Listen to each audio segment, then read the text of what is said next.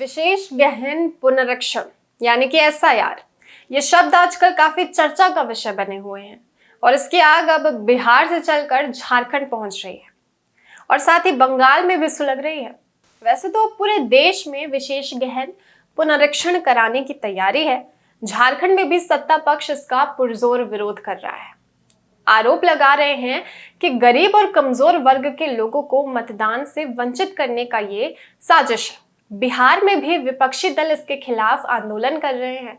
इन सबके साथ लोकसभा में भी ये मामला पहुंचा है।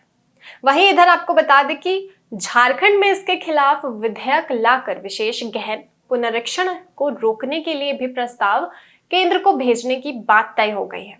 अब सवाल ये उठता है कि विशेष गहन पुनरीक्षण का विरोध आखिर क्यों हो रहा है? क्या वोटरों के नाम काटने का खतरा है या फिर कोई और ही बात है?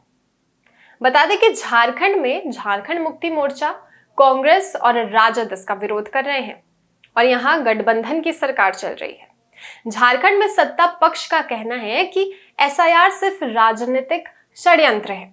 भाजपा चुनाव आयोग के माध्यम से इसे गैर भाजपा शासित राज्यों पर जानबूझकर थोप रही है।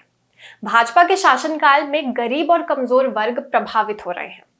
भाजपा एसआईआर के जरिए गरीब और कमजोर लोगों को मतदान के अवसर से हटाना चाह रही है। दरअसल भाजपा पहले से ये आरोप लगा रही है कि झारखंड में कई ऐसे हिस्से हैं जहां पे घुसपैठ है और मुख्यमंत्री हेमंत सोरेन ने पहले ये साफ कर दिया था कि इंडिया गठबंधन बिहार में चुनाव आयोग द्वारा लागू किए गए एसआईआर जैसे फैसलों के सख्त खिलाफ है और झारखंड में भी इसका विरोध किया जाएगा। उन्होंने कहा कि ये फैसला लोकतंत्र के लिए काफी खतरनाक साबित हो सकता है। केंद्र सरकार संवैधानिक संस्थानों का दुरुपयोग कर रही है, जो चिंता का विषय है। झारखंड के संसदीय कार्य मंत्री राधाकृष्ण किशोर ने जानकारी दी कि मॉनसून सत्र के दौरान विधानसभा से एसआईआर के खिलाफ प्रस्ताव पारित किया जाएगा। साथ ही उन्होंने बताया कि विपक्ष द्वारा उठाए जाने वाले सभी सवालों का तार्किक जवाब देने की तैयारी भी चल रही है। मुख्य विपक्षी पार्टी बीजेपी भी एसआईआर पर सरकार को घेरने की तैयारी पूरी तरीके से कर रही है। वैसे भी झारखंड में बांग्लादेशी घुसपैठ डेमोग्राफी को लेकर पक्ष विपक्ष आमने सामने अक्सर आते रहते हैं। ऐसे में जब एसआईआर की बात उठी है तो पक्ष विपक्ष में तलवारें तो जरूर खींचेंगी। विधानसभा में भी इसके दृश्य देखने को मिल सकते हैं।